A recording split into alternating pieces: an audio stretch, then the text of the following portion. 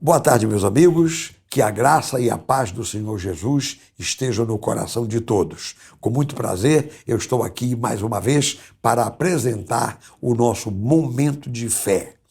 Durante esta semana, nós estamos dando prosseguimento àquilo que começamos no início do ano, lendo aqui no nosso programa textos bíblicos fortes, textos bíblicos tremendos, assim para nós começarmos o ano.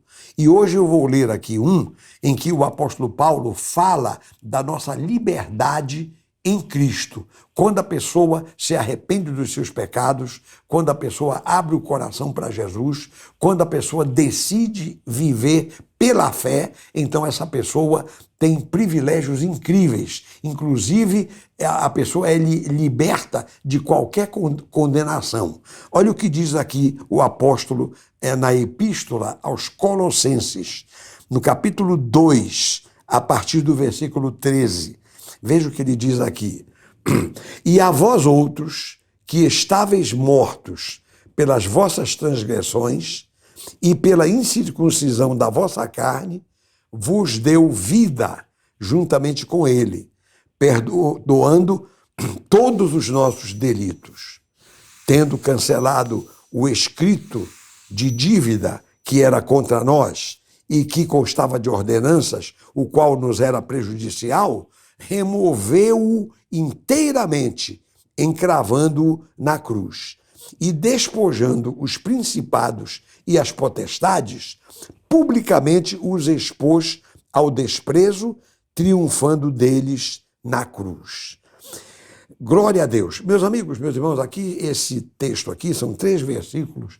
Isso requereria uma meditação mais prolongada, mas eu vou tentar resumir aqui.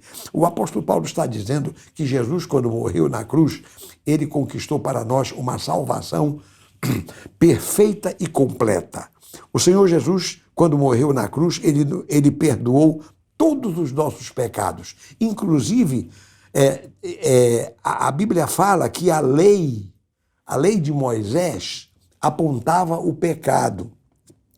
E aqui o apóstolo Paulo está chamando esse documento, que é a lei de Moisés, está chamando de escrito de dívida, que era contra nós e que constava de ordenanças e que nos era prejudicial.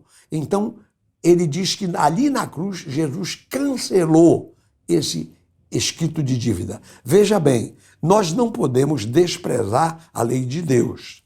A lei de Deus é a lei de Deus, não há dúvida nenhuma. Porém, quando a pessoa ainda não conhece Jesus, ela está debaixo da lei. A lei está apontando o pecado da pessoa.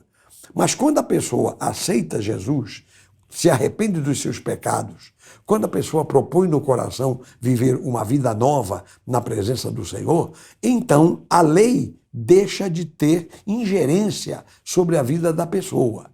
Então a pessoa está livre da lei, essa é a frase que nós dizemos, porque a pessoa já está salva, a pessoa está em Cristo. Então a lei não tem o que apontar na pessoa. É isso que o texto está dizendo aqui.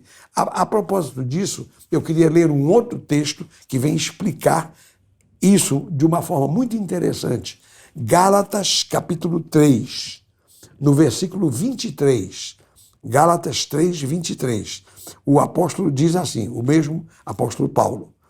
Ele diz assim: mas antes que viesse a fé, ou seja, antes que a pessoa se convertesse a Deus pela fé, estávamos sob a tutela da lei. Quer dizer, estávamos debaixo da condenação da lei e nela encerrados para essa fé que de futuro haveria de revelar-se. De maneira que a lei nos serviu de aio para nos conduzir a Cristo, a fim de que fôssemos justificados por fé. Mas tendo vindo a fé, já não permanecemos subordinados ao aio. O aio, no caso aqui, é a lei. Ele está chamando aqui de aio. Aqui, em outro lugar, ele chama a lei de escrito de dívida, que era contra nós. Porque a lei dizia, não matarás, não furtarás. A lei apontava o pecado. A lei sempre aponta o pecado. E agora eu estou me lembrando de um outro texto que eu não vou citar aqui para os amigos, mas só assim, é que a Bíblia diz assim, que a lei foi dada por Moisés, mas a graça e a verdade vieram por meio de Jesus Cristo. Isso significa o seguinte, a lei não concede um padrão de vida espiritual para as pessoas. Ela não abre caminho para isso. Quem abre caminho para isso é Jesus. É a graça de Jesus. Entenda-me bem, a lei é dada por Deus, a lei tem o seu valor. Mas, porém, quando a pessoa quer caminhar o caminho que Deus traçou pelo Evangelho, então a lei deixa de exercer influência, a pessoa está livre da lei e a pessoa segue a Jesus por meio da fé, por meio da graça de Deus. Então, meus queridos, aí está. Eu quero louvar a Deus por isso. Olha, leia estas duas passagens que eu citei e você vai entender até melhor do que eu estou explicando. Você vai entender melhor este assunto. Então, agora eu quero ter, como sempre fazemos aqui no nosso momento de fé, o nosso instante de oração. Vamos então orar ao Senhor? Vamos pedir a graça de Deus. Se este assunto que eu falei aqui não ficou muito claro para alguns dos nossos assistentes, eu peço que você releia, você ore a Deus e Ele vai te esclarecer mais ainda, porque a palavra de Deus ela é clara quando nós buscamos o entendimento através da oração. Então, vamos agora orar? Vamos pedir a graça de Deus. Oremos.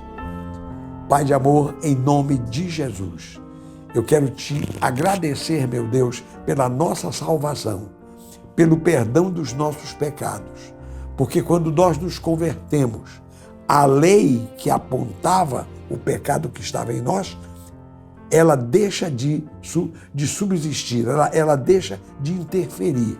Então eu quero te agradecer por isso. Nós somos salvos pela graça, estamos vivendo pela graça. O apóstolo Paulo disse que o Senhor removeu inteiramente este escrito de dívida que era contra nós, encravando-o na cruz e despojando os principados e as potestades.